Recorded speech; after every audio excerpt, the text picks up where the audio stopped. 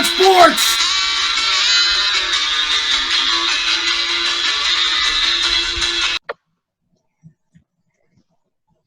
Oh my God. All right. For the first time in 5 weeks, I guess, we're all here together, back together again. Yes. Huh? Little song? Beautiful thing. Huh? Okay. World's been All right. screwed for us, I'm sure. So I thought you were gonna break into song there. Was it Hall and Oates? Back together again. when the Leafs score a goal, they play a Hall and Oates song. I don't think I've ever seen that before. Have you guys noticed that? I never have. When the Leafs score a goal at home, they play this Hall and Oates song like every single time. I'm not a music expert like Chris, and maybe even you are, Dave. I'm in no way, shape, or form a music I've never heard expert. that during a hockey game, but they do it every goal. I was watching a game last night. It's every goal. So What's the song? it's I can't think of the name. Scream up to Patty. Scream upstairs to Patty. Ask her. I'm not going to try to sing it. I told you that story. All right. All right. Well, you guys will be singing You'll Never Walk Alone again very soon. Yep. They do look powerful. Yep. Scary. Yep. Scary, I tell you. Well, in celebration for tonight's reunion, I've pulled up 10 hillbilly nicknames. Hillbilly nicknames. All right. Between 1 and 10, pick a number, Fletch. Oh, please let it be Cletus. I'm going to say 7. 2, 3, 4, 5, 6, 7. Chris Wilfred Fletcher. Wilfred. Sorry, man. No Cletus. No Cletus. Maybe next week. Maybe next week. Gary. Give me number 5. Oh, you're Gary Barney Kin. All right. Handle it. Well, pick a number for me. You're going to be number 3. Well, pick another number. That's boring. Number 8. Dave Burl Finoli. Burra. Burl. Nice. Like You're Burl really good. Ives. Burl. All right. So Number 3 was Dawn. How's that a nickname? I don't know. Yeah, I don't know. I don't know. Ken Burrow, Jeff Burrows. Ken Burrow. Burl Ives. Burl Ives. Yes, yes. You know, Holly Jolly and all that. The silver and gold. And where, pray tell, did you find 10 hillbilly nicknames? I was looking. I just put it up unique nicknames, and here was hillbilly nicknames. I thought, let's go there, because as I didn't watch the Golden Glove Awards, but had I watched them, I would have hoped for Sam Drucker to win a Golden Glove Award, which he's richly deserved for the last 50 years. Of course. Can you win them in retrospect? Yeah. You know, if he doesn't win it, certainly Mr. Haney should. Oh, please. That's why I don't watch award shows, because if Haney and Drucker can't win an award, Something's why wrong. do you even have them? Yeah, something's wrong. Meaningless. Why do you even have them? But coming out of just a fabulous year, going into the 20s, where I will try to create a burlesque career to simulate, the 1920s. I'm sure you'll pay for top dollar for seeing me dance burlesque. No question about it. No question about it. I will be waking up screaming tonight.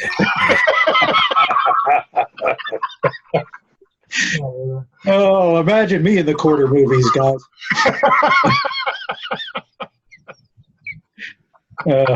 I got to blacken the mustache, though, don't I?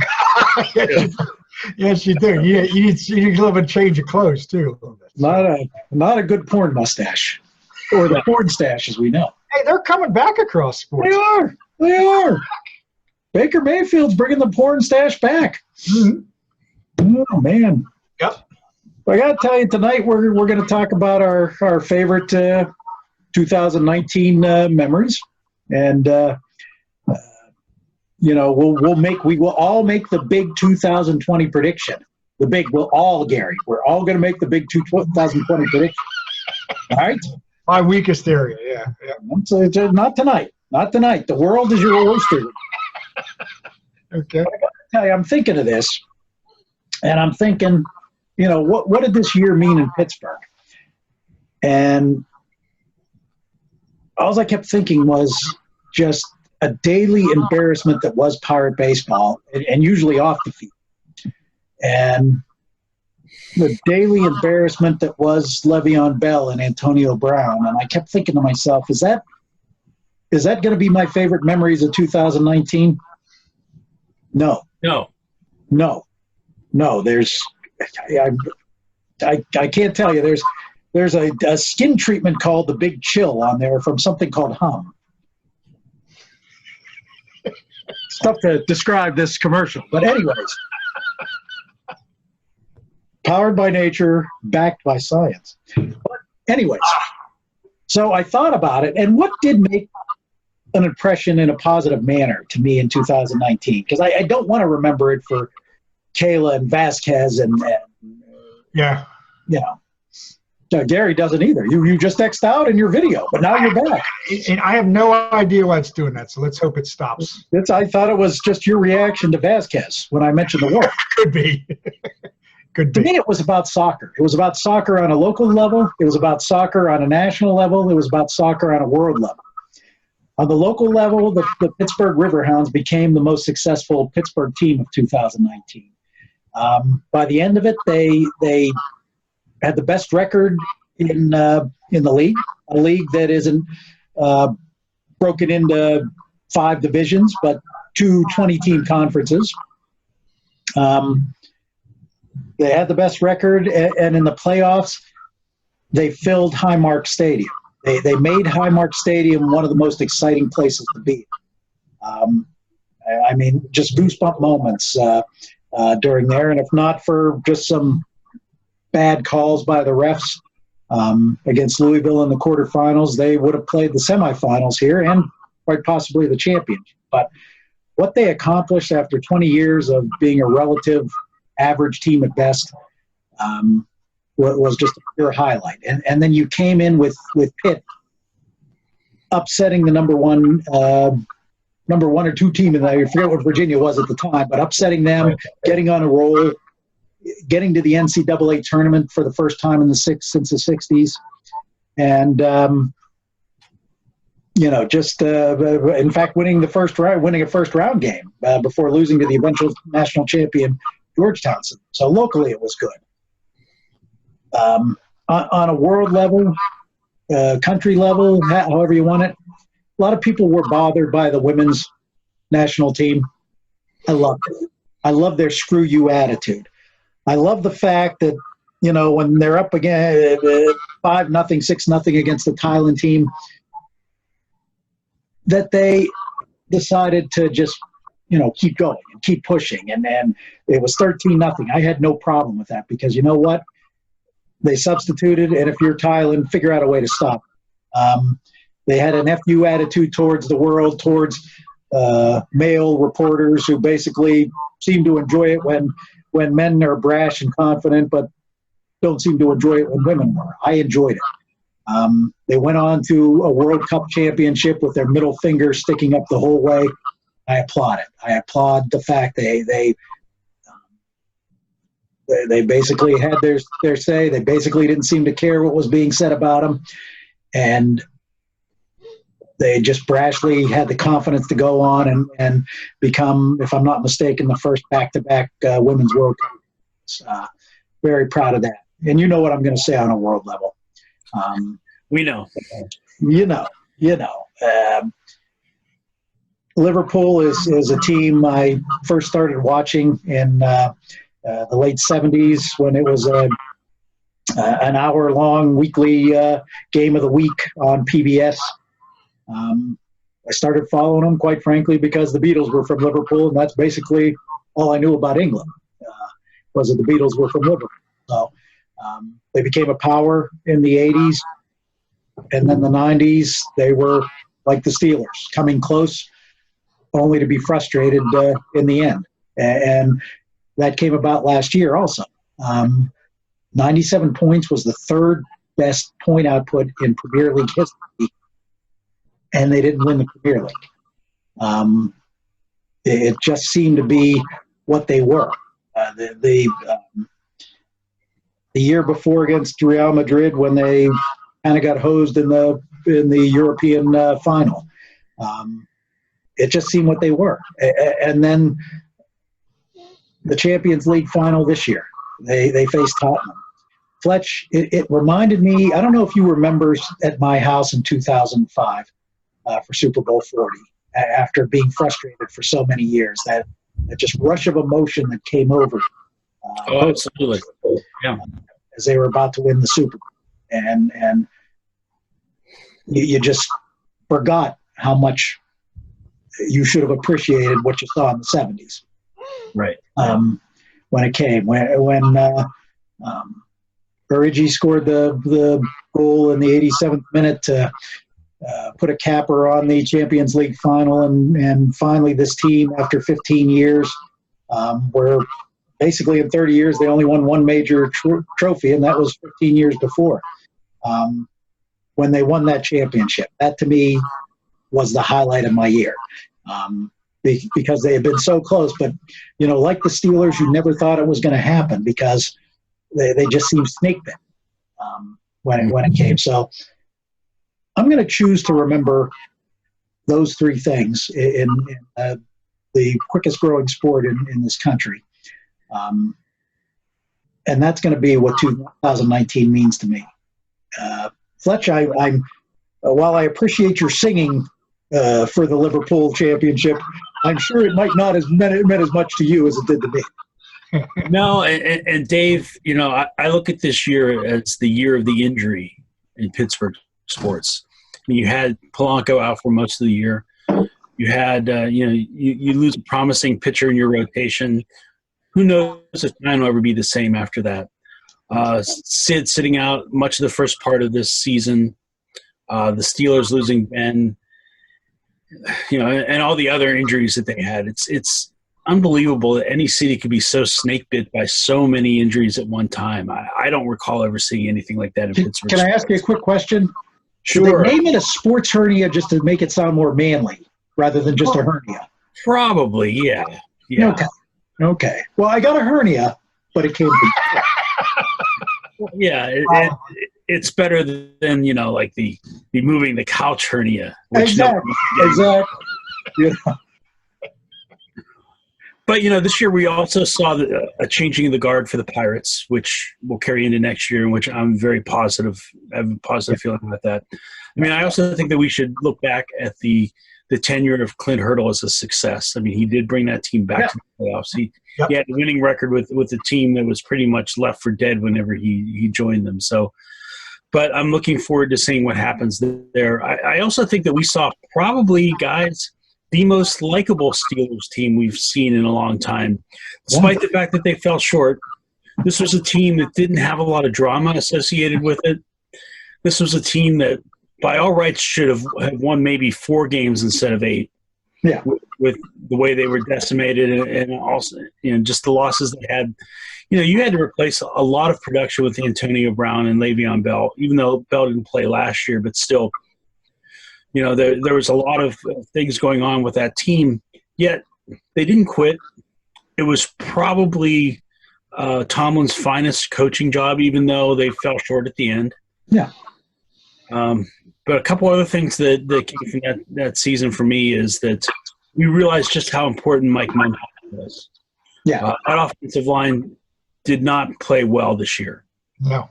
And they've got some questions they have to ask. Definitely. Have to answer on that one. We also, we may see some turnover in the coaching staff, particularly at offensive coordinator. I think we need to look at bringing in a quarterbacks coach. So there's a lot of things are going to be happening with the Steelers. Also trying to figure out who they will be paying. I mean, Bud Dupree had a breakout year. Do you pay him for that? Do you tag him? I mean, it's hard to tag him. That's a lot of money. So I think you need to find a way to keep him on that roster. Also doing a great job this year is Mike Sullivan. I mean, that's a hell of a coaching job he's doing this year, keeping this team with all the injuries that they've had. Yeah. And they're playing well. And, Crosby went with him on this trip to the West Coast. that's a good sign. I saw a video of him skating today, so that was all very positive. So I'm looking at 2020 as a transition year. We may see the Steelers window closing. We don't know what we're going to get with Ben. We don't know what's coming back there. We don't know how effective he's going to be, what kind of arm strength he's going to have. I mean, frankly, he has not played well in his last 14 games anyway. They had like an 8-6 record, so he's clearly at the end of his career. We're seeing a changing of the guard as far as elite quarterbacks with Tom Brady probably. Will he come back? I don't know. Will he come back as a Patriot? I don't know. But now we're seeing the rise of like a Lamar Jackson, Patrick Mahomes, Deshaun Watson. So we may have that whole new echelon of quarterbacks. And if I'm the Steelers, I'm a little worried. For the ages by Deshaun Watson, by the way. What's that? Was that not a play for the ages? Oh, his escape. It was, and what a bad first half he had too. Yeah. Unbelievable that he was able to right that ship. But if I'm the Steelers, I'm not feeling real positive looking at where I'm going and where the Ravens are going. I think we're going to see a separation there, and you have probably if Cincinnati if they make the right pick and choose quarterback with their first selection, you're going to have two pretty good quarterbacks for a long time in that division. Yeah. Yeah, I would say. We were talking earlier in the week about the pass defense. Right, and it was. I did a little bit of research, guys, and we always talk about that '76 Steeler team being the team that set the standard for defense. Well, looking back, I was looking at that '73 team because it reminded me a little bit of this team, really, frankly. And I didn't realize that 73 team had the greatest pass defense in the history of the NFL. Listen to these numbers. They opposing quarterbacks completed 45% of their passes, 164 of 359, 1,900 yards given up in the air that entire year.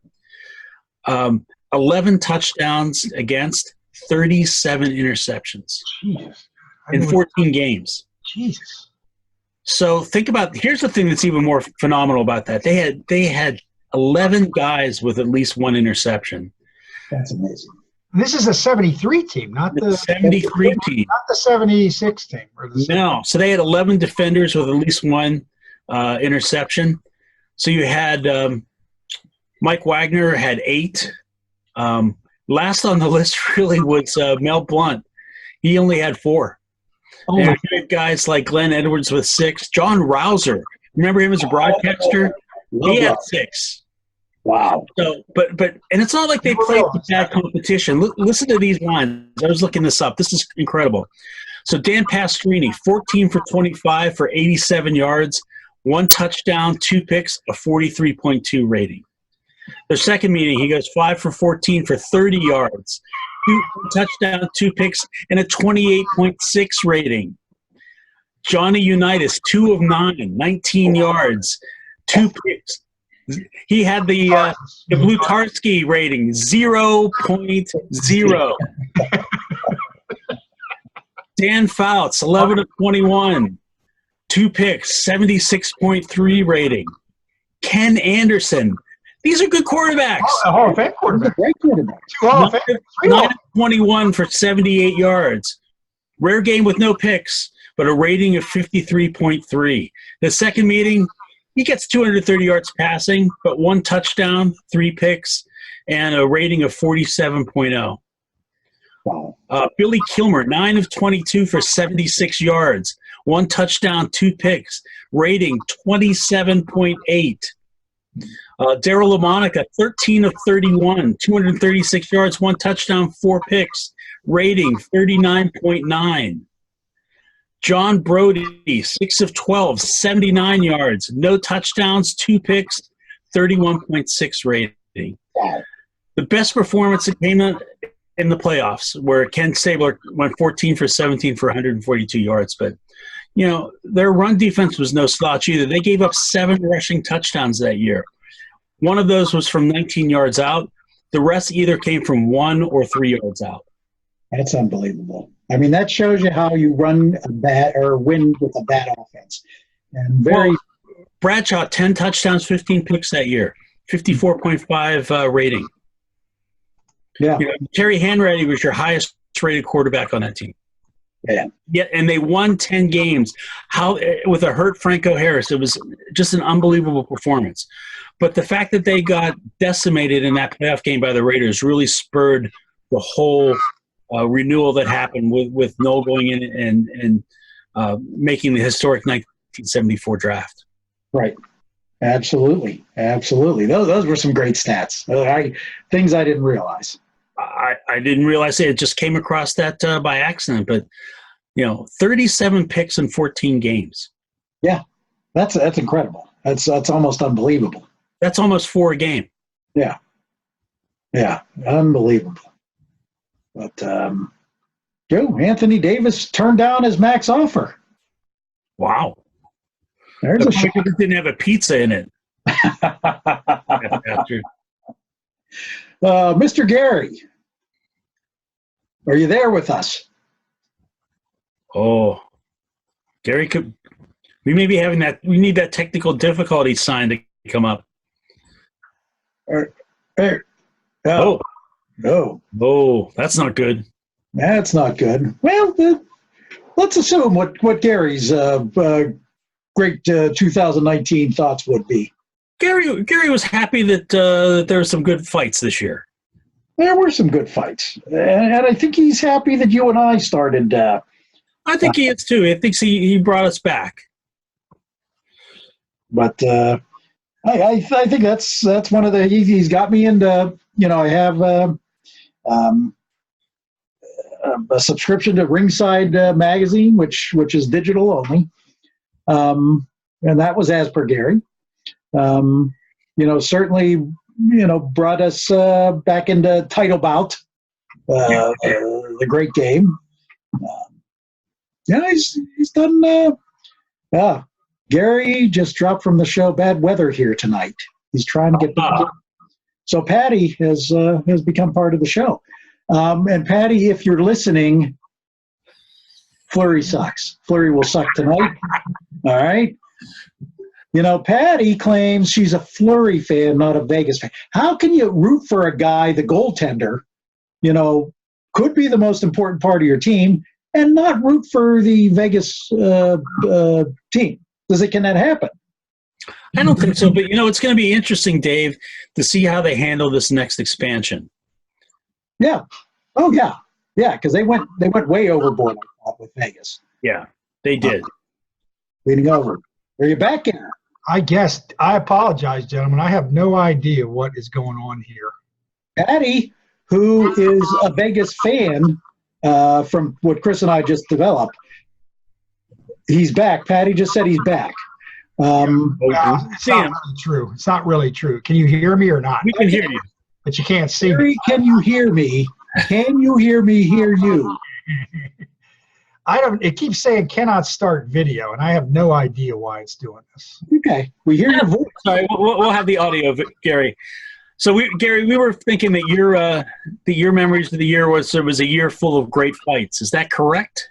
Well, I mean, there were, and I apologize to everybody. You can't see me. I have no idea why this is going on. I mean, I would say that one of the things about this year that was entertaining to me was the fact that there was actually some very interesting boxing that went on. I mean, Manny Pacquiao, a lot of people, didn't necessarily give him credit over his career for how great he was. But, he had 2 fights against young bucks, and he beat them both. I mean, Adrian Broner in January was not as highly regarded as people originally thought he would be, but he's still a damn good fighter. He was a top 10 fighter. Pacquiao dominated it. Then in July, he fights Keith Thurman, who was a young buck and a guy who had been out for a while with injury. But Pacquiao comes back and he wins that fight too. And he wins it at age 43, going away down the stretch. So, I mean, to me, that's pretty memorable. You don't see that very often. There's a lot of talk about guys when they come back late in their career and how great they're going to be, and they're usually not. But, Pacquiao actually was a little bit better here at age 40, going on age 42, than he was when, he was younger, and he beat 2 top opponents. And I mean, I think, to me, the Ruiz or the Andy Ruiz Joshua 1 fight got everybody talking about a sport that really isn't talked about that much anymore. The rematch was a little bit of a dud because Ruiz was completely unprepared, almost Buster Douglas-like I think we may have talked about before, or if we didn't, we would have. And Joshua kind of did a lot of the current boxing of safety first and kind of box it out and not really make it very exciting. But that first fight to me was a memorable fight. So, as far as Pittsburgh, I thought there were two great stories here. I mean, from a Steeler fan standpoint, if you couldn't have been happy about this year, the way Tomlin coached, the way some of those guys played through all that adversity, I mean, they really did fall apart at the end there. And the Jets loss was a crusher. But, what a great year with a team that, as you say, Chris, was lucky to win 4 games and really was in the playoff hunt until the very last minute. And, those criticizers of Tomlin really got to take a step back here. I kind of feel that same way about that organization, though, Chris. I hear you with the fact that Cincinnati probably drafts a top-flight quarterback. We know that organization continues to stumble. The Steelers usually don't. They usually do fix things pretty quickly. They've got some decisions to make, and they're going to have to make some financial decisions. But by the same token, that's still a damn good organization a lot of people emulate. I think they're going to make the right decisions here. To get some healthy people back, they're right back in the mix here. Again, Baltimore's going to have a first-place schedule next year. The Steelers will not. That'll be a big factor in next year's season. And I think Tomlin proved a lot to a lot of people. And beyond just Sullivan, I mean, I think I have to admit I was pretty critical of Rutherford's moves in the offseason. I didn't think he did enough. And as much hockey as I watch, I mean, I knew a lot about Tanev, and what a bumper car he was, but I didn't know as much as I probably should have about Cahoon and some of these other guys, even McCann and some of those other guys that they picked up.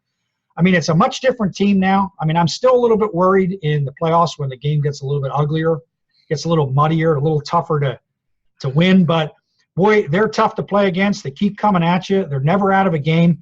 And they're doing all this without the best player in the world for 26 games. I mean, you got to feel pretty good about that story. So, already, I mean, there's a second half to go. And I'm a little hesitant to make hockey predictions because so many things can happen and just the luck in the game, by nature of it. But, I mean, if you can't feel good about that story in Pittsburgh, I don't know what you can feel good about, because most experts, even me, felt they were on the cusp of the playoff position. Doesn't really look that way, does it? Looks like they're pretty much assured they're going to be in there, and they're going to be a dangerous out for anybody. Well, I think that Johnson's played a lot better than I thought he would. I mean, I think, if you give that organization time, they seem to be able to take just about anybody if they're there after a period of time, and all of a sudden they're contributing. And similar to last year, I don't know what Schultz's story will be. Ankle surgery is pretty serious for a guy playing at that level. But if he can come back, all of a sudden that adds another element that they're lacking a little bit here. So, I mean, I feel pretty good about their chances. I don't necessarily think they're winning the Stanley Cup, but I'm stunned at how good they are, how entertaining they are, and some of these offseason moves, how under the radar they were and how effective they have been. It almost feels a lot like the Daly Hagelin thing again. Yeah. They're playing that same kind of way, and to me, those two, as ugly as the Pirates season was and as frustrating as some of the Steelers last season was, I think the stories of the Penguins and the Steelers this year, I don't know. They're great stories to me locally in Pittsburgh, and I think, they should be celebrated to me. So, well, it's funny, guys. None of us mentioned our Dukes. No, that's true. And I thought about that. I was thinking about that a little bit today. I mean, that would be a third thing here, the fact that, I don't know how many of these we get, but just the fact that they're being talked about, being in one of the top undefeated teams, people are watching them, people are thinking, hey, I mean, it's amazing. I'm thinking that's more a subject for the next. Mm-hmm. Oh, okay. Okay. It was a neat story. It was a first time in, I guess, almost 70 years that they had been 10-0 since 52, 53. You do the math. I don't feel like thinking that hard tonight. But 66 years that would be. Thank you, Garrett. Thank you. 66 years. Yeah. Okay. But I'm thinking that's a story to come for 2020, which is our next section coming up. But I always look at the Duquesne basketball chat page on Facebook. Fletch and I were one of 12 people on that thing no more than 2 years ago. And I was about to get off because Paul Zeiss, I don't know if you remember this, Fletch. We were all complaining after Ferry kind of lost the team in the middle of the A-10 first-round game when they had been beating the hell out of St. Louis and just lost it. And I had had enough at that point.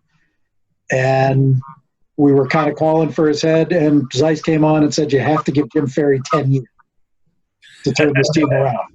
Yeah, I remember that.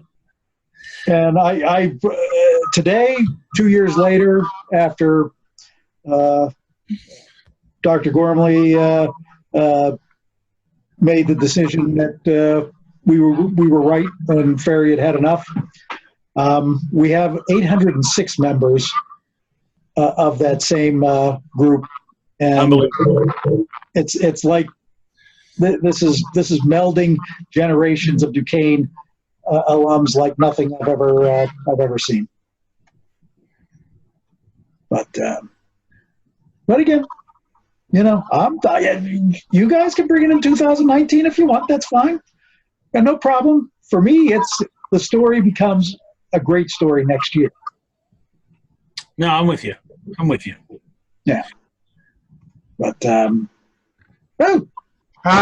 you go. there it is. You guys needed that face. I apologize. We did. Really We did. annoyed me. Really annoyed I guess the other thing for me was for the Lakers winning the LeBron sweepstakes. We'll see how that plays out, but that was quite a story for the year too. I mean, they are fun to watch. I will say that. They are. Him and Davis when you see them play together, it's fun to watch. They got good chemistry for being together such a short time. They really do, I think. They do. Yeah. They do. And when they face the Milwaukee Bucks in the final. Oh. Of course, that could be part of the 220 talk too. Won't be Philadelphia. That's kind of a neat team to watch, the Bucks. Mm-hmm. They are. I mean, it's a lot of talent. They play a fun brand of basketball. They do. Yeah, but I mean, they're doing it with one main talent, which isn't the way of the NBA lately. Yeah, that's kind of a fun team. I'm enjoying that. I know, Gary, you've said many times how you love the way the Sixers play, and that if you had one team you could watch over and over again, it would be the Philadelphia Sixers. I mean, I have just never – I mean, it's just amazing to me for that kind of money. Just I guess it's because it's so much that kind of money, just the behavior that's tolerated. I mean, I don't know if you guys get to see much now. And I don't watch a lot of pro basketball, but whenever I watch them, every single game I watch, it's like, seriously, that's like you're going to pout like that because you didn't get the ball there or – I mean, it's unbelievable. And they're paying these guys millions of dollars to do this. Yeah. It's like grade school. Like grade school kids like angry that they didn't get the ball enough that day. And that's what's going to keep them out of the final. They are the most talented team in the East and could be the most talented team in all of basketball. I don't know though, Dave. My only take on that is you need some guards to be able to move the ball a little bit. I mean, yes, Simmons can pass the ball, but he's really not. I mean, he can pass and he can dribble, but he's not really a guard. Can't shoot from outside. Like, I mean, they're huge trees, but it's an awkward offense. I don't know. I don't get it. They don't create their own offense, Gary. None. They should have kept our boy McConnell. Yeah. I mean, you need somebody like that. They need. I mean, he's been just a huge addition to Indiana, doing the same unselfish things he did for Philadelphia. What a guy to watch. I mean, just plays ball the right way. I always enjoyed watching him. And Yep. But I mean, the part of the Sixers to go back to the Sixers, I'm thoroughly convinced that this is a 2019 professional sports team. And what I mean by that is all of the marketing here is much different than you would see. Like you go to a Penguin thing, they show Malkin, Crosby, Murray. You see like a whole bunch of team members. Here you see the same three dudes all the time, and that's all they're concerned about. All they're concerned about is putting butts in the seats, to read these guys' Twitter comments and that kind of, I don't really think they care that much about winning the thing. I'm talking about the ownership group. You know, this guy's a multi-billionaire investment banker. It's kind of like what we talked about. I think all he's concerned about is he's built this franchise now from when he bought it at $500 million. It's probably over $1 billion in value. This is a way to drive that. But I don't really think they care whether they win or not. They just want people to be following everything these wackos are doing or saying. And I don't know. I could be wrong, but it just feels like that. Well, he's making money. He's making money with them. They're exciting to watch. All the young dudes. Sing it, Fletch. You know, guys, I'm gonna do a little throwback here, because one thing that we really need to recognize that just happened recently is the passing of David Stern, who in my mind may have been the greatest, between him and Rozelle, the greatest of all the commissioners, where he took a league that was in big trouble. I mean, guys, when we were in college, the NBA Finals was on tape delay, and they were showing it at 11:30. We had great players on those teams, Magic Johnson and Bird and Olajuwon. I mean, great players on those teams. They had problems with players and drugs. The league was considered a league of thugs. And sure, Jordan and Magic and Bird, all of those helped bring that league back. But damn it, where that league was and where it is now, David Stern was a hell of a guy. And you know, and he wasn't afraid to call out the owners who actually paid his salary either. No. And you know what? Every era had great players. It was Stern's vision, and I claim Rozelle probably the greater because of, you know, what he did for the NFL was probably a little greater than the NBA. But what Stern did was globalize his sport. Well, I was going to say, we're still global part of it. Struggling to catch up with them. Definitely. Yeah. I mean, he could be hard to take. He was a little arrogant versus the other commissioners of the other leagues. But on the other hand, he also had a plan. He came in, he implemented it, and he turned the thing completely around. Who would you rather have here or Gary Bettman, for Christ's sake? I mean, come on. It became a household sport much faster than a lot of the others did. Even football, when you think about it, under Rozelle's watch. Now, the media and stuff had been a lot more prominent coverage, all that kind of stuff. But there's no, whether you like him or hate him, there's no taking away the fact that the man did an amazing job over his 35 years or whatever. He did a wonderful job, and for the book I'm doing on Chuck Cooper, his son Chuck Cooper III got probably what could have been the last interview with David Stern. Wow. His father's induction. He had sent me for the book. Yep. He did. So I'll have to share it with you guys, but you know, I don't know that he gave an interview after that. Wow. But anyways, we're running out of time. Yep. We will be back to discuss the 2020, and Gary promises he'll be with us. I will make my every attempt to be. See you, fella. All right, gentlemen. We'll see you soon.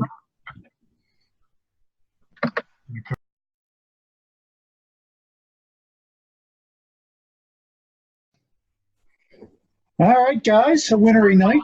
Gary, your wife sent me 4 emojis. Okay, not just 1 or 2. 4 emojis, 2 angry. I questioned her loyalty to the Penguins, calling her a Vegas fan. All right? Okay. Now, you know why. We all know the reasons. I don't have to tell you much more. We know the reasons primarily that someone's a Vegas fan. I know. Out there, too. I know. But, you know, it was worthy of 4 emojis. That's some heady stuff. But, she very much likes the modern world of Facebook and emojis and all that kind of stuff. Very, very much enjoying that. So. All right. You know, I've noticed you've been on lately on Facebook. I'm a little bit dinosauric. You can both laugh, but yeah, Well, you're back. I think the Dukes have spurred me to do it. Some other stuff has spurred me to do it. So people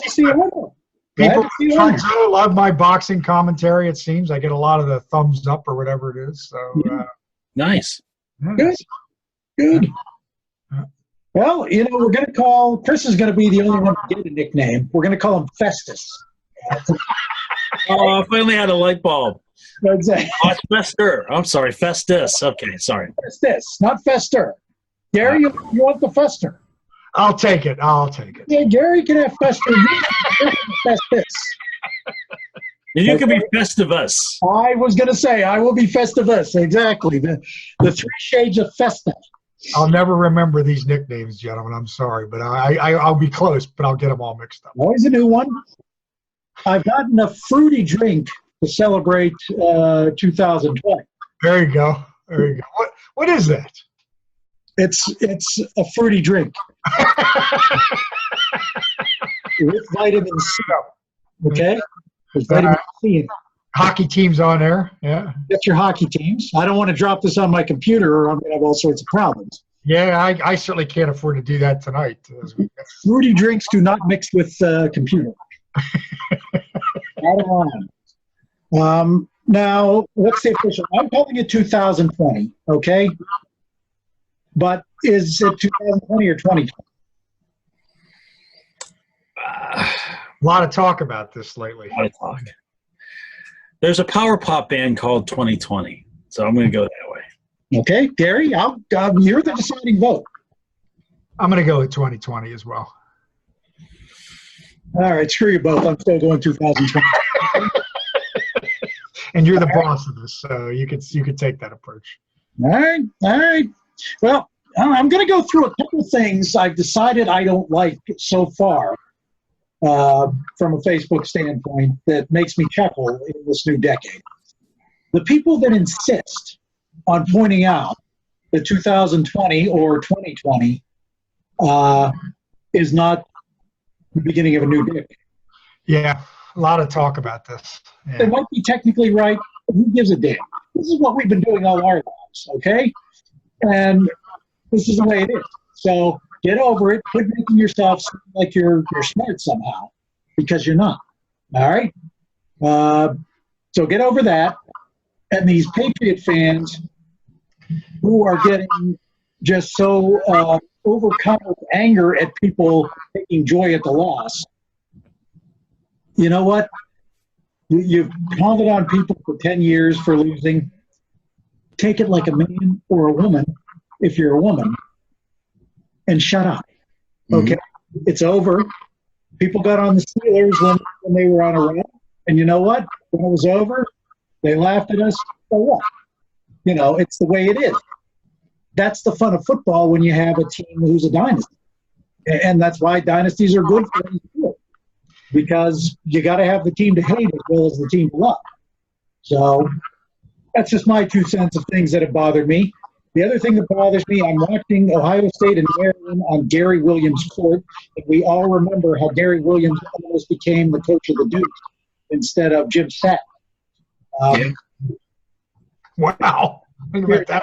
Time I hear that. Anyway, this part of it, we're going to look forward to 2020.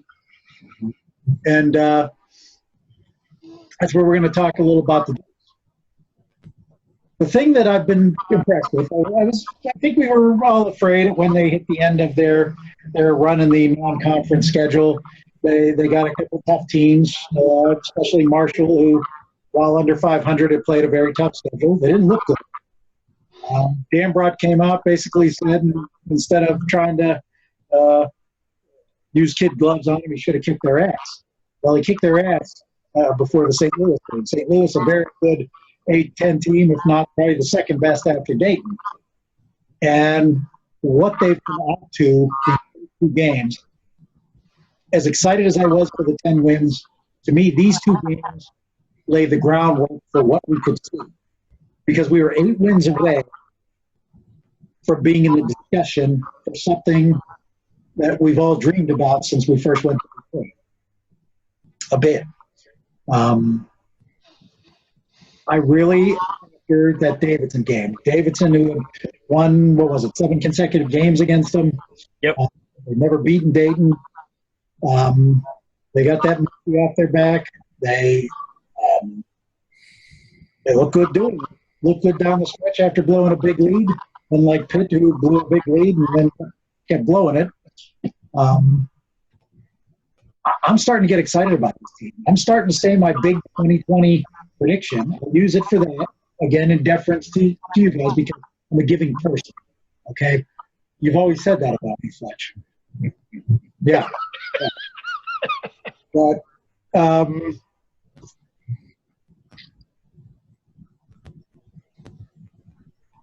Oh, wow. What happened, Dave? I blew a fuse in. Wow. Oh, my goodness. The excitement is palpable. This is one hell of a night. It must be. It's like a Halloween night we're having here. It is like a Halloween night. You guys talk about the Dukes. Give me a second here. You got it. I thought the way they came back, Dave, like you said, was pretty impressive. And 20 could be that magic number to get them in the dance. I think they could at least qualify for a playing game, if nothing else. I do think they need to win at least one game in the tournament to secure that bid. But the fact that we're even talking about that as a possibility is just blowing my mind. This is a team that has a lot of guts. I like their guard play, Gary. You know, we talked about guard play before, and I like what I see from this team.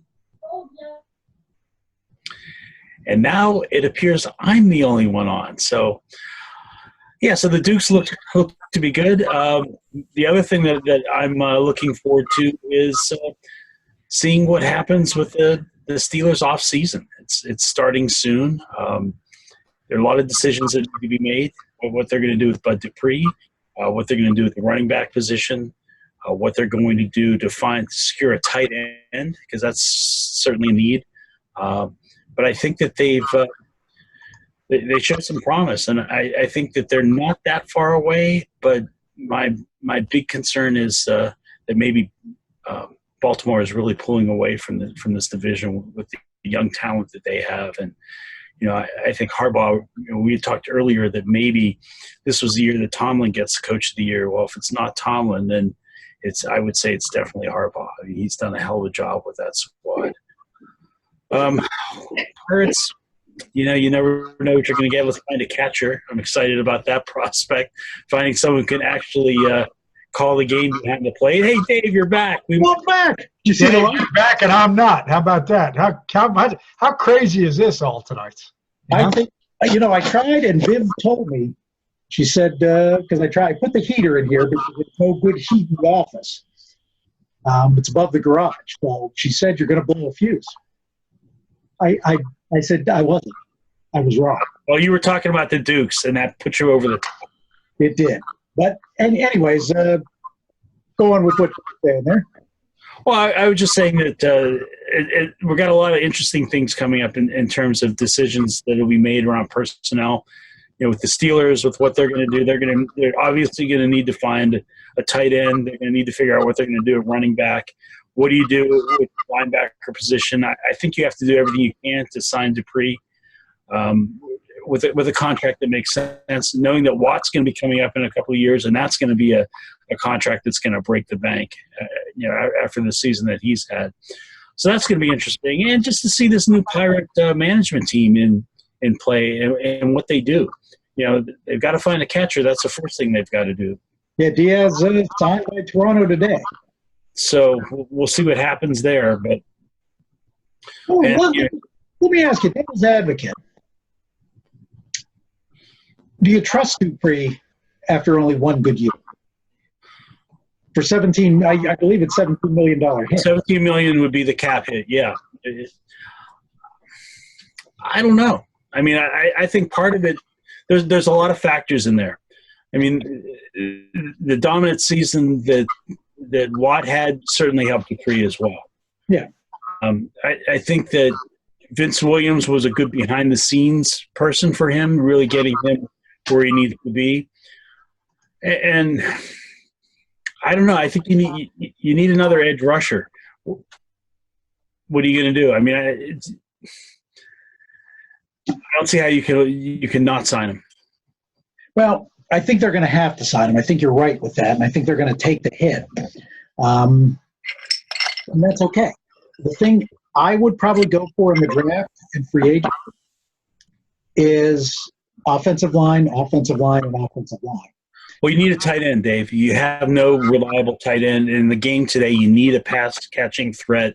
You need a pass catching, but the one thing I'm liking what I'm seeing from the Titans, and I'm liking what I'm seeing from the Ravens. Lamar Jackson is the MVP, no doubt. But what made Lamar Jackson and the rest of the Ravens offense is a power running game starting to come right. up. which No, is I agree. getting me excited, because that's defense and power running is how you maintain a championship level. And that offensive line it was not good. You're right, Mike Munchak. What was the biggest loss of the year? And I think Foster is done. I'm not a Waiva fan at this point. Pouncey looks like he's seen his better days. And, that's not exactly leaving you with a personal plan. No, you're right. I mean, you're going to need to fix your offensive line. You also got to figure out what you have at running back. Snell looks to be a decent player. Connor, I don't think you can count on. And, you can't extend Connor, and I don't think at this point you can extend Juju either. No. I mean, you have to wait and let it play out and see what it looks like. But, for everything that happened, the fact that they were, 3 or 4 touchdowns away from being in a playoff position with that team. I'm excited about the defense. So we'll see what happens, but it's going to be it'll be an interesting offseason. Not a lot of draft picks though. That's the thing. Although they did get their first pick early, which is nice. Yeah, they did, and it was a great trade. But you do. I truly believe. I always say that one of my biggest influences in football was Nebraska during the 70s and 80s and early 90s with the team that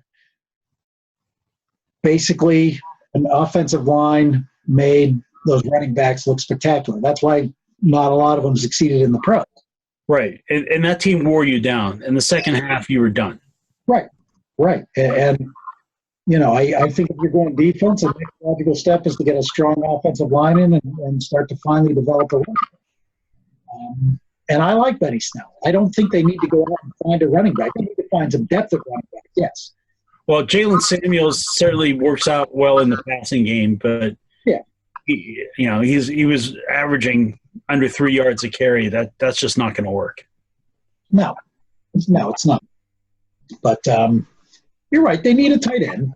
I haven't really looked at the college prospects at tight end at this point, but I'm not sure there's one. I'm thinking you might need to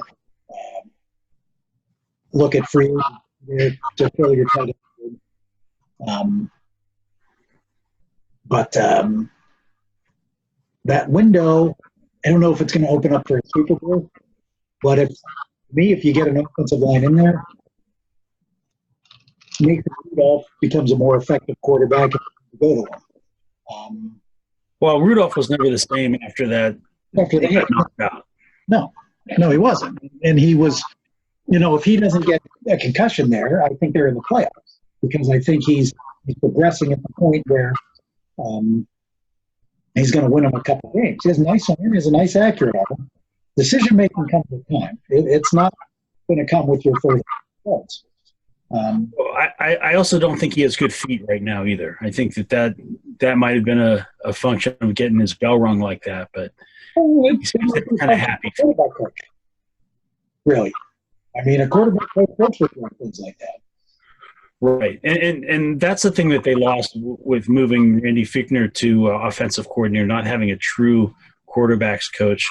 I mean, what happened was a true disaster in that, Fichtner was Ben's guy. Yeah.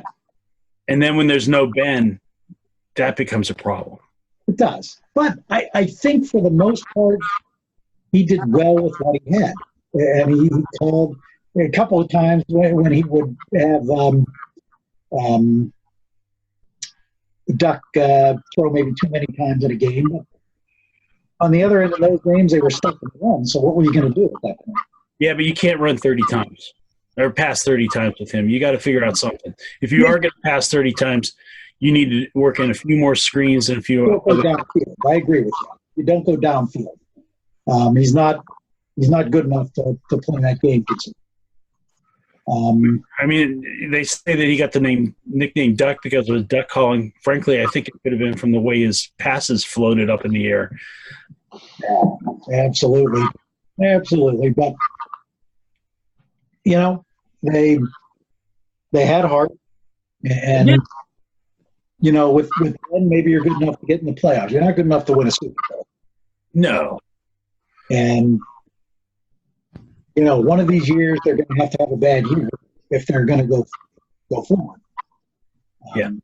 Well, hey, listen, the system's stacked up against dynasties. It's not supposed to happen. No, and that's the impressive thing of the Steelers since really '92. I mean, yeah, there were a few losers in there, but how many were there? I mean, since '92, you lost 99 and 2000. Well, 2000 you were 8-8, so it was 98, 99. Yeah. And 2000, 2004, 2003. 2003. Yeah. Yeah. So the year before you got Ben. So, that's what it'll be the 27th year next year. That's a more impressive run than what you were on through your dynasty. Well, yeah, I mean, in the free agency era, especially, and I'm going to say something that's probably not going to be real popular here, but I'm not liking the Tom Brady situation and how he's going out. No, I hope that he re-signs with the Patriots or he retires. I don't want to see another Johnny Unitas at the end of his career. I don't want to see another Joe Namath. Well, I don't want to see any of that. Oh yeah, yeah. I mean. Brady is one of the greatest we've ever seen. He takes a lot of shots, but damn it, he's an impressive guy to watch play the game. Yes, and don't want to see him go out whimpering. No, and I mean, Vegas has basically the Browns and the Steelers. The Browns is a favorite, and the Steelers up there. And you don't want to see that. I mean, you can even say that with Peyton Manning, who, he won a Super Bowl, but he looked bad in the process. Yeah, I mean, he managed the game is what he did. That defense won a Super Bowl. Yeah, exactly. But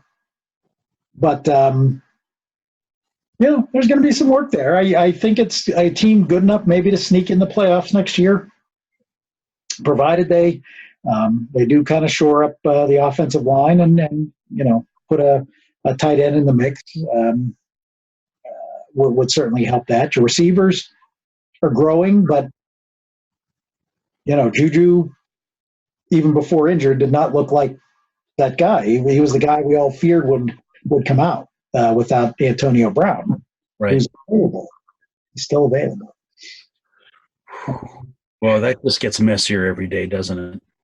It does, but the fact he's a guitar singing rapster now. I mean, he's added more talent than Le'Veon. Le'Veon, who's just a rapper, he can play the guitar. Can Le'Veon play the guitar? I don't think. Probably the ukulele, though, I bet. You might be able to do that. But, So what are you thinking Penguins-wise this year? I think they're going to compete for the Stanley Cup. I think they're probably the second best team in the East at this point, next to Washington. I mean, the Bruins have not looked good as of late. The Islanders have started to fall a little bit what the team they probably are. This team has speed. This team has guts. I mean, Jari is playing goaltender like we always thought he could. And Murray is going to bounce. I mean, he's going to bounce back. So you're going into the playoffs, I think you're going to carry two strong goaltenders. Well, I mean, I guess the thing that I just – people seem to forget how highly touted Jari was. I don't know why people are so surprised by this. Shouldn't be. Exactly. He's the reason they got I mean, yeah, it was money. You had to get rid of one of them. But on the other end, he's the reason they felt comfortable getting rid of him. I mean, you got two potentially cup-winning goaltenders. So I'm not ready to say they're going to beat the Capitals in the semis, but I'm ready to say they're going to go to the semis against the Capitals. Yeah, I mean, we've talked about this before. It's all about the matchup. really, when you get to the playoffs. But you figure this team is going to have an incredible influx of talent before the trading deadline just by getting Sidney Crosby back. Right. Gensel, I don't know. Will we see Gensel again this season? I don't know. What did they say? 4 to 6 months? You do the math, he could be back for playoff time if he deals on the faster end than the slower end. And it's a shame because he was having, a career year before he went down. Yeah. Although I chuckle. I mean, and he was having a career. He was having a great year. But I chuckle at some of the newspaper reporters claiming his loss hurts more than Malkin and Crosby's. It's laughable. No. I mean, Gensel is a great piece, but he's not Crosby or Malkin. He's not close to Crosby or Malkin. The thing I like about him is he's a smart player. He's a coach's son, and he knows where to be. It's not easy playing on a line with Sid. It really isn't. Not everyone can do it. No. But he can. And that's why the special ones, you're special if you can. They've been looking for a guy like that on Sid's wing, and now they have it. But you know what? What I see in this team reminds me of the second half of 2016. Right. That's what it reminds me of. And, I'm excited about that team. I think it can go to that level. I think, it has another Stanley Cup or two run in them. I'm not saying another Stanley Cup or two, but they have another Stanley Cup.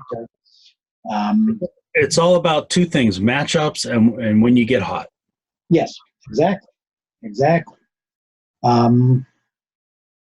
I still think overall the Dukes are going to be the big story 2020. I'm excited to see what could develop from the Pirates.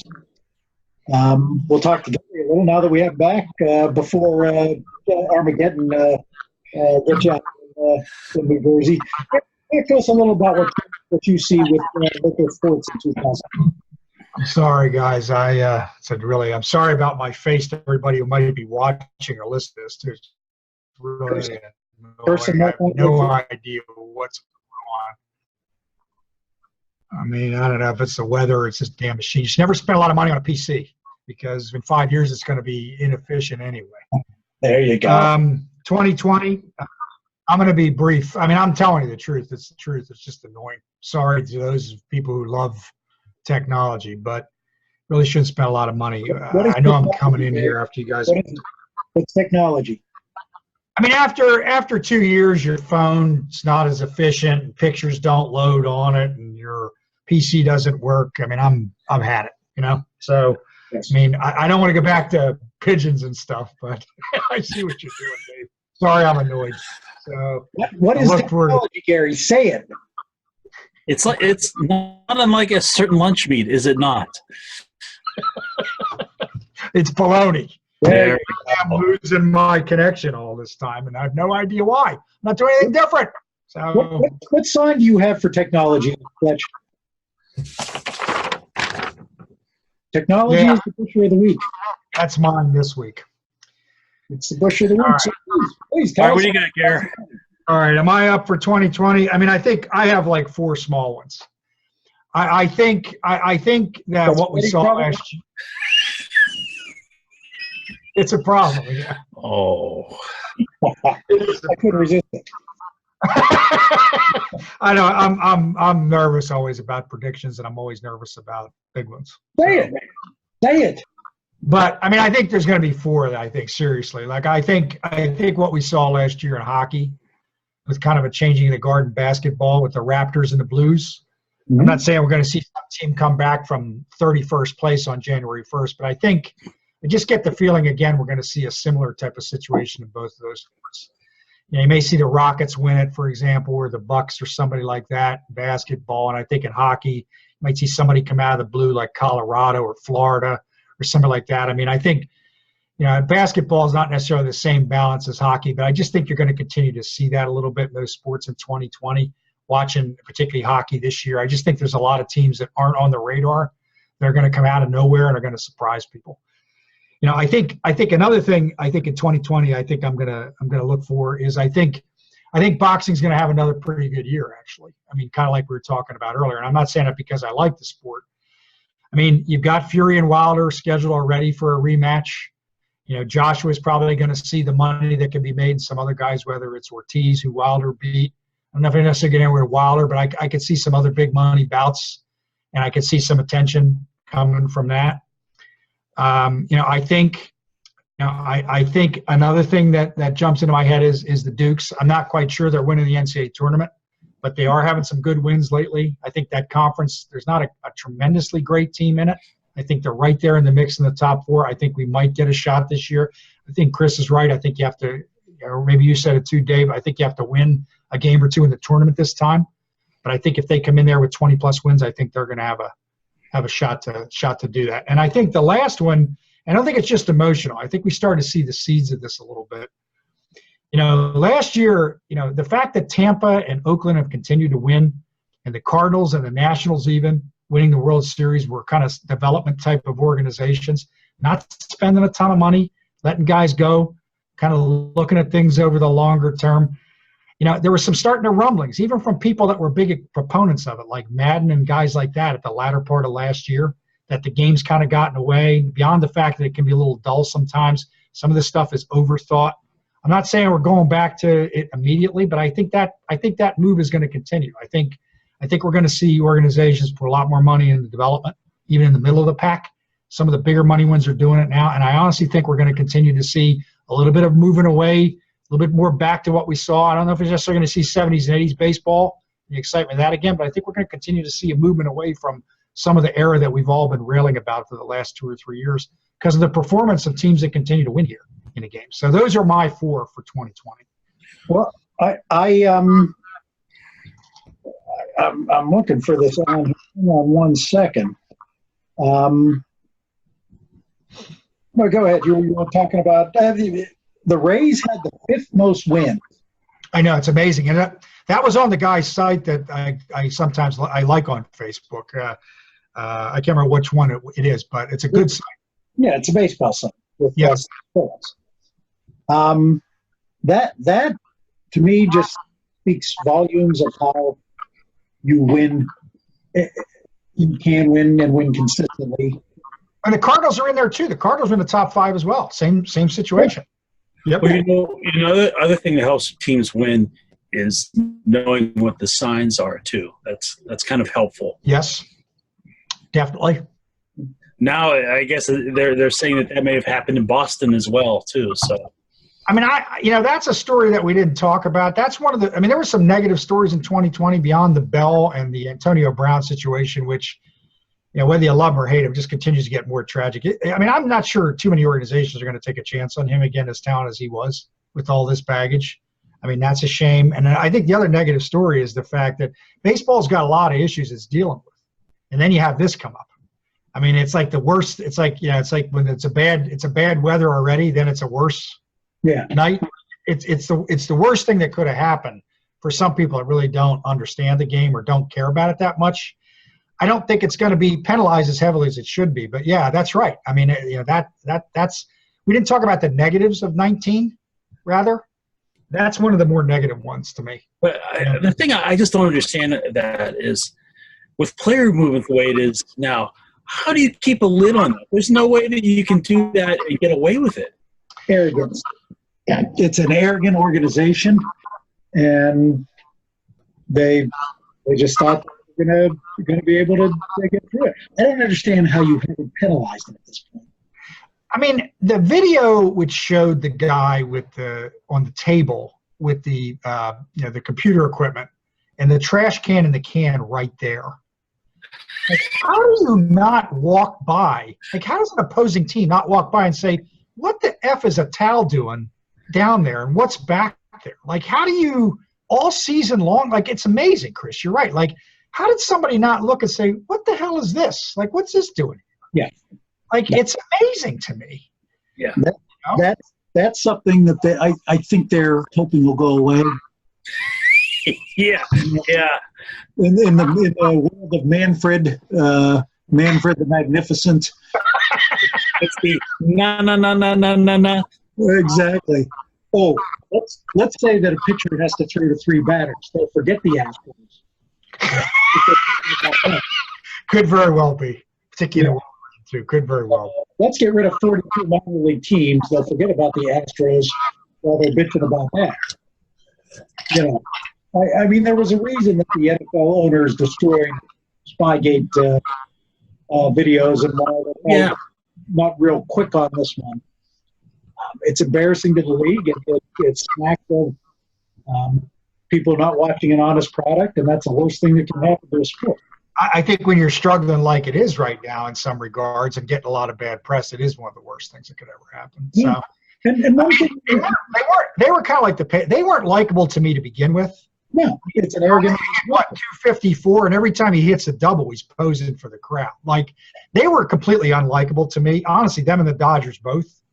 Well, I mean, the game's got a lot of problems. One of them is now TV is quoting these metric stats left and right, which is stupid because you got to carry around a glossary of math equations to figure out what the hell they're talking about. Yep. It's a smart move if you're trying to move your sport forward. Agreed. You know, to me, as I've said, it's lazy scouting. If you're going to go strictly by numbers to determine who's going to play and who's not. I mean, one of my 2020s isn't that it's going to change overnight, but I just do feel a little bit there's kind of a movement away from some of the thought process here a little bit. I mean, I kind of felt it coming, and I think the continued performance of some of these organizations that are not spending a fortune and are not doing some of that stuff, I honestly think there's a lot of copycat in this, and I just think we're going to see more organizations say, you know what, maybe we ought to start thinking about that a little bit there. One of the subjects we're going to talk about next time is war. What is it good for? Right. A stat that it's as if people would quote quarterback ratings exclusively instead of talking about yards and touchdowns and things that people grasp. Yeah. I'd be willing to bet most of these broadcasters don't grasp the mathematical equation of it. I would agree with that. And you know, the people that tout it basically are starting here claiming that RBIs mean nothing, average means nothing. Bullshit.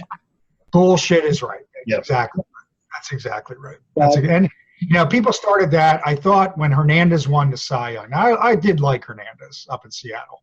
Yeah. He was what, 12 and 13 or something, and I had some idiot here argue with me all the time. Oh, he was the best pitcher. You can't just go by wins. Team wins. I mean, wins is a big factor. I mean, even on an average team, you get 17, 18 wins. You know, I mean, that's hard to take away from that. I'm sorry. That's the purpose. 500 and your pitcher's under 500. If you want to take a rating for wins and losses that makes sense, compare it to one of the things I did for the book on the Pirate All-Time All-Stars is I compared their winning percentage to the team's winning percentage. Yep. If it was above, they had a good season. If it was below, you know, not a good season. That's how you compare wins and losses. Is my win percentage better than my team's? Think about 1972 and Steve Carlton winning 27 games with that team. Yeah. Their games he won. Yeah, but we didn't need all this stuff to analyze that. People looked at that and said, it's pretty amazing. You know, team won 59 games or whatever the heck the Phillies were awful. Yeah, but he won 27 of them. Had a better war than Steve Carlton. All this, we didn't need all that. You don't need it now. Glenn Hubbard must have been the MVP that year. What is it? Fielding runs that Glenn Hubbard has the most fielding runs at second base over Mazeroski. You should friggin' okay? That's how you tell who's a better fielder. Yeah. That's my view of it, and I think some people are starting to think about that a little bit more than they have in a while. I really do. I really do. Okay, quickly. Bold statement. Fletcher. Ravens win the Super Bowl. We all are bummed. Gary. 2020 bold statement. Penguins make the playoffs, which is not that bold, but I think they go a little bit deeper this year. I think I could see them giving some of the bigger teams some real problems if they're healthy enough. They're going to the conference finals, by the way. I think it's a possibility right now. Now that's a really bold one because you got a lot of games left. Yeah, I got some. I feel what I see the way they're coached, as Chris pointed out, you pointed out earlier, and I think the offseason moves, they've made this a very different team very quickly again. And the goal is much deeper than it's been. Yeah. And, I mean, you remember when Chris Raftis talked about balls? But you had some big ones. I took that as a proud moment for me. The guy that's going to surprise you from the Pirate system, you don't know him now. His name is Robbie Glendening. He broke out a little bit last year in Double A. He's been on fire in the winter ball. I think this is going to be your breakout prospect that you're going to hear a lot about. He's a second baseman. Frazier is not, although how he use your eyes. He isn't a Gold Glove second baseman.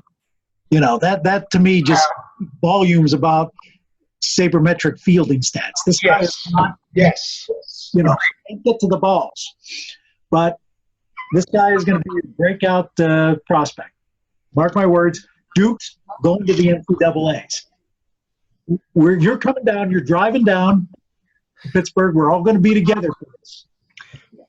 I'm going to weep. Okay by me. Okay by me. I'd like to get out of here yesterday.